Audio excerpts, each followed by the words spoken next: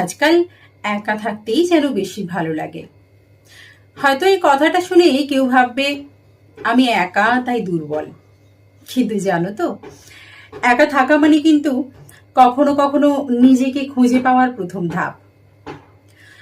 একসময় চারপাশে অনেক মানুষ ছিল, হইচই ছিল, ভালোবাসা ছিল, কিন্তু সব থাকলেই যে শান্তি থাকে তা কি সত্যি? ভিড়ের মধ্যে থেকেও কতবার আমরা নিজেকে হারিয়ে ফেলি। আজ যখন একা থাকি তখন কারো মুখের দিকে তাকিয়ে নয়, নিজের মনটার দিকেই তাকাই। আমি কি চাই, আমি কে, এই প্রশ্নগুলো করি নিজেকেই। মানুষ ভাবে একা থাকা মানে দুঃখ, আমি বলি একা মানে শক্তি। কারোর উপর নির্ভর না করে বাঁচতে শেখা মানেই স্বাধীনতা। আর সেই স্বাধীনতাই তো জীবনের সবচেয়ে বড় প্রাপ্তি। হ্যাঁ, আজকাল একা থাকতেই ভালো লাগে, কারণ এই একাকিত্ব আমাকে বোঝায় আমি নিজের জন্য নিজেই যথেষ্ট।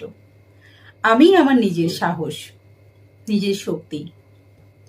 একটা কথা মনে রেখো, একাকিত্ব কখনো শত্রু নয় তোমার, ওটাই তোমার আসল বন্ধু।